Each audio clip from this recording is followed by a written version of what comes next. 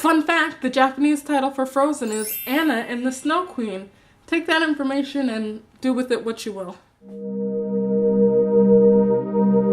Hey, it's Kristin Janae, and today I am starting a new mini-series that I'm currently calling Learning Japanese Through Children's Media. So I got this idea walking through my local library, which, as some of you know, is my favorite spot to find language tools for free.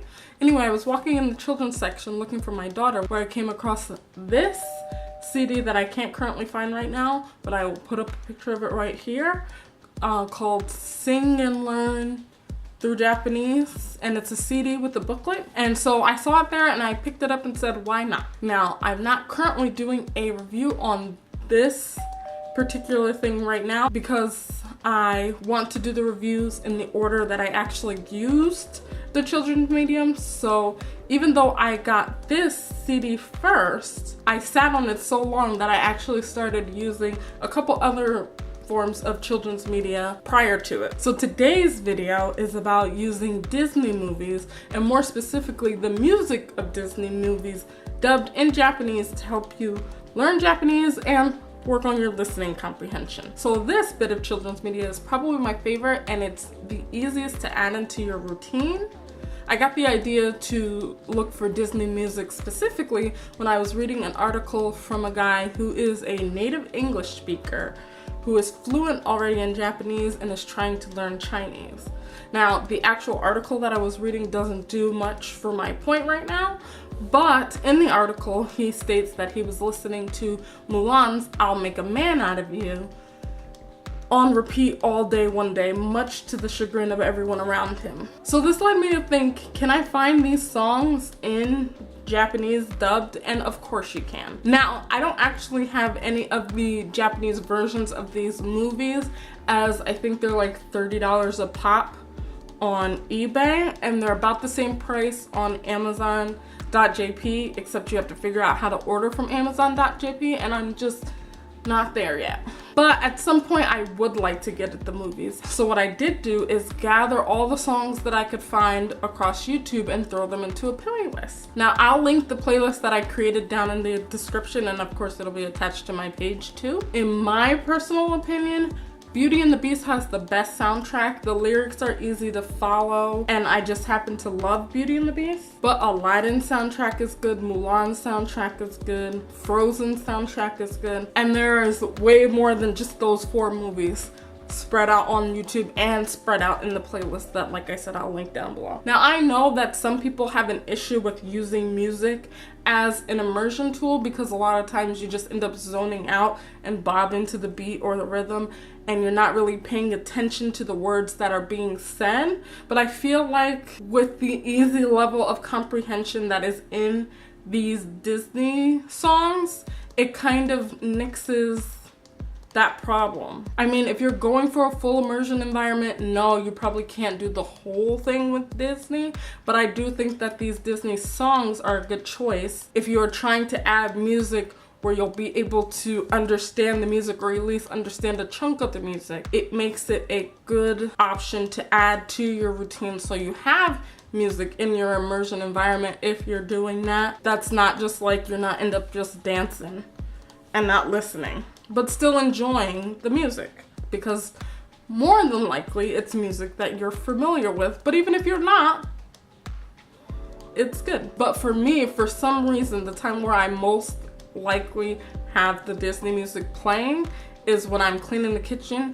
I pop it on and I'm just going. I'm listening and I'm washing dishes, or I'm cleaning counters, you know, that whole thing. And it works well for me, and I think it could possibly work well for you guys. Now, there are a few things that I know that you guys probably already know if you've been actively trying to learn Japanese, but I'm going to tell you just in case. First thing, these are not word for word translations of the English songs.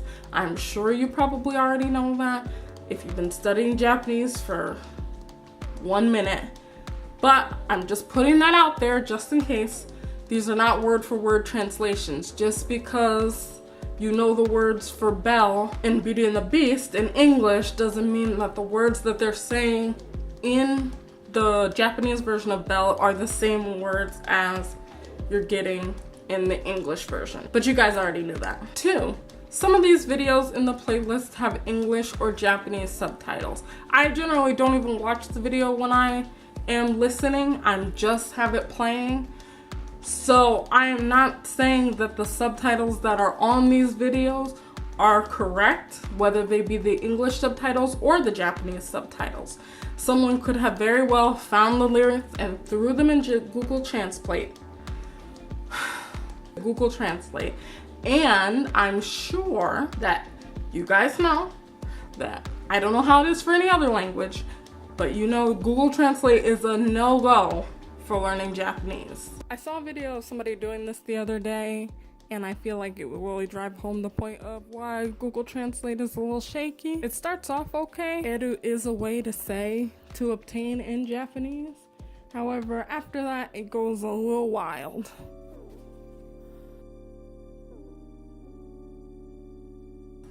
You don't need that. You know that that's not good though, because you've been studying. But if you somehow did not know, 1, don't trust these lyrics on screen, and 2, don't use Google Translate. There are plenty of sites that have native speakers, Hi Native and Lang 8 and so many other ones. If you need to figure out how to say something, there will be a native speaker to help you try to say it, because there's a lot of nuance and context in Japanese, but you guys all knew that, so we're good. And my final point is that some Disney songs have better Japanese dubs and translations than others. For example, I generally personally like the music in Hercules in English for the most part. Like, I love Zero to Hero. I'm like, bless my soul, Herc was on a road. But Hercules leaves a lot of English in their translations. So it's like varying degrees. Like, I won't say it's not bad. Only the last line, I believe, has English. I believe they leave at the end, I won't say I'm in love. However, Zero to Hero has a lot of English.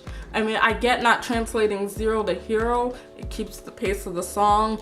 And you can say zero is zero, one way to say zero in Japanese, and hiro from all the anime that use hiro in the title. I don't know if that's the Japanese word for hero, I doubt it, but I think it's understandable. You can understand that. However, the song I Can Go the Distance literally leaves I can go the distance in there.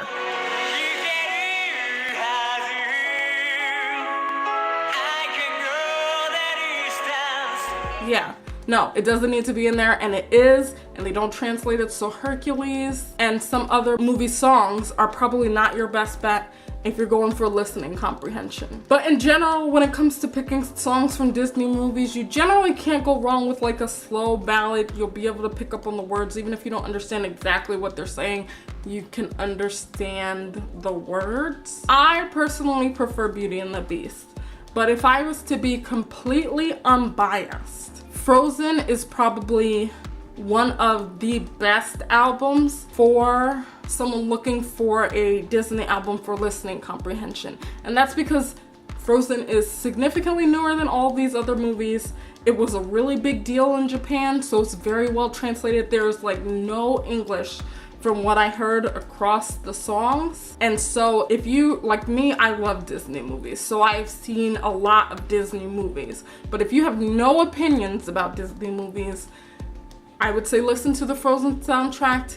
It is probably one of the best and well done ones. Hey guys, editing Kristin here. I was gonna include a list of my favorite songs to help get you started, as I know just seeing a sea of Disney soundtracks might be a little overwhelming.